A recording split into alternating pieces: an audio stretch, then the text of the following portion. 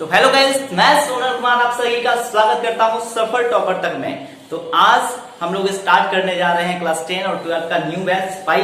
और मैं आज अपने ऑफलाइन क्लासेस से ही वीडियो बना रहा हूं। पहले तो मैं घर से बनाता था, वहां पे बहुत सारे प्रॉब्लम होते थे, लेकिन अब कोई प्रॉब्लम नहीं होगा। मैं जहां पे पढ़ाता हूं ऑफलाइन वहीं पे शिफ्ट कर दिया हूं। बस यहाँ पे थोड़ा डिस्टर्बेंस आपको यही होगा।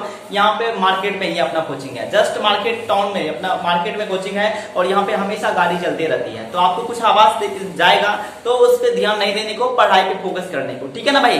तो पढ़ने से पहले बस दो कोड स्टार्ट कर लेते हैं, दो लाइन आपको सुना के आपके मन को मोटिवेट कर देता हूं, फिर चलेंगे अपने सिलेबस पे। और आज का जो सिलेबस है भाई वो हिंदी ग्रामर का, क्लास 10 के स्टूडेंट हो या 12 का हो, दोनों के लिए बेनिफिशियल होगा। अच्छे से पढ़ना है, नोट बनाते जाना है और बढ़िया से समझ में आएगा। मैं आपको नोट भी प्रोवाइड कर पाऊंगा इस बार, ठीक है।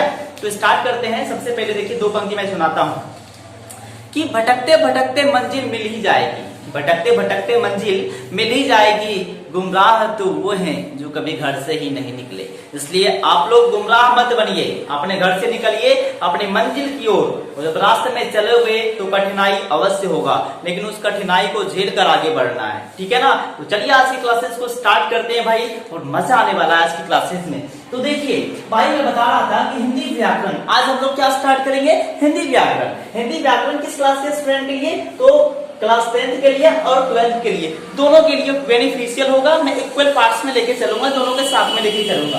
देखिए टोटल चैप्टर जो आपको पढ़ना है 20 चैप्टर, कितना चैप्टर, 25 चैप्टर पढ़ना है। टोटल हिंदी ग्रामर में कितना चैप्टर पढ़ना पड़ता है, 25 चैप्टर पढ़ना पड़ेगा, और आपको पढ़ के बहुत ही मजा आएगा भाई, ठीक है ना। तो देखिए मैं स्टार्ट करता हूँ। सबसे पहला चैप्टर जो है वो है वर्ण विचार। सबसे पहले चैप्टर का नाम क्या भाई, वर्ण विचार। और कोई भी चीज की शुरुआत जो होता है वर्ण से ही होता है हिंदी व्याकरण में, ठीक है ना। जैसे क्लास 3 में स्टार्ट होता है कहां से, तो हम लोग पदार्थ से स्टार्ट करते हैं। उससे भी छोटे में जाइएगा तो हम लोग एटम से स्टार्ट करते हैं, परमाणु से, क्योंकि पदार्थ का सबसे छोटा कण परमाणु होता है। ठीक उसी प्रकार हिंदी का सबसे छोटा पार्ट कौन सा है, वर्ण।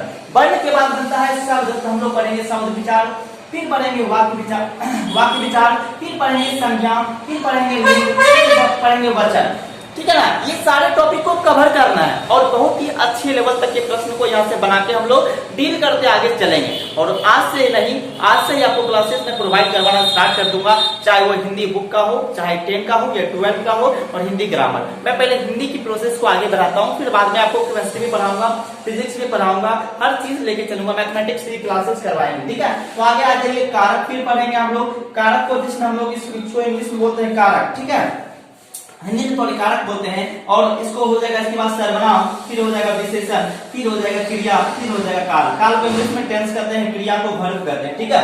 आगे आ जाइए, उपसर्ग। उपसर्ग का मतलब होता है प्रीफिक्स। आप चैप्टर में जब जाएंगे तो उपसर्ग पढ़ता है, इतना ट्रिक से बताऊंगा, ओनली फॉर ट्रिक चलेगा भाई। यहाँ पे कंसेप्ट यूज करने के बाद ओनली फॉर ट्रिक से प्रश्न को बनाना है, यानी कि परिभाषा, डिफिनेशन रटने को नहीं, परिभाषा रटने को नहीं, आराम से क्वेश्चन बना के आगे बढ़ते चले जाना है। उसके बाद आ जाइएगा प्रत्यय। प्रत्यय फिर पढ़ेंगे, इसको प्रीफिक्स कहते हैं इंग्लिश में। इंग्लिश में क्या कहते हैं, प्रीफिक्स कहते हैं। उसके बाद आ जाइएगा संधि। संधि को क्या बोलते हैं, कंपाउंड बोलेंगे एक तरह से। हिंदी मतलब क्या होता है, कंपाउंड। आगे देखिए समास का मतलब कंपाउंड होता है, समास का मतलब क्या होता है, कंपाउंड होता है। और संधि हो गया।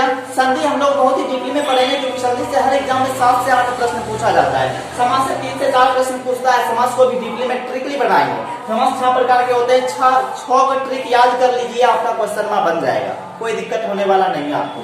आ जाइए पर्यायवाची शब्द, फिर विलोम शब्द, फिर अनेक शब्द के लिए एक शब्द, फिर पढ़ेंगे मुहावरा। ये 4 टॉपिक ऐसे हैं जहां से कम 15 प्रश्न पूछे जाते हैं, 15 प्रश्न। और आपको इतना बेहतरीन तरीके से ये चारों चैप्टर पढ़ाएंगे कि आपने कभी सोचा भी नहीं होगा, ठीक है ना भाई। तो ध्यान से सुनिए और समझिए, और क्वेश्चन को एनालिसिस करते रहेंगे। बाद में प्रैक्टिस इतना करवाऊंगा ना भाई, एक देंगे 5 चैप्टर का प्रैक्टिस करवाऊंगा, ठीक है। ध्यान से फिर पढ़ना है। फिर पढ़ाएंगे रस। रस जो है, रस, छंद और अलंकार, ये 12 के लिए स्टूडेंट के लिए, 10 के लिए नहीं, ओनली 12 के स्टूडेंट के लिए है।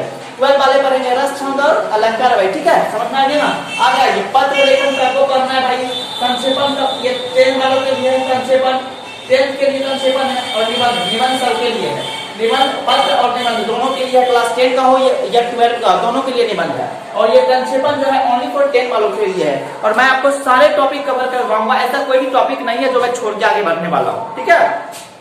इसलिए ध्यान से सुनना है और ध्यान से पढ़ना है। ये ग्रामर आपको जो है ना इतना डीपली में लेके चलूंगा कि आपने कभी सोचा भी नहीं होगा, और इसका स्क्रीनशॉट लेके फटाक से नोट बना लो। और मैं कल से स्टार्ट करने वाला हूँ हिंदी ग्रामर, और ऐसा क्लास आपने कभी नहीं सोचा होगा, ठीक है ना। बहुत ही बेहतरीन क्लास दूंगा और रेगुलर कंटिन्यूटी क्लास दूंगा, ठीक है। मिलते हैं नेक्स्ट वीडियो में, तब तक के लिए जय हिंद जय भारत।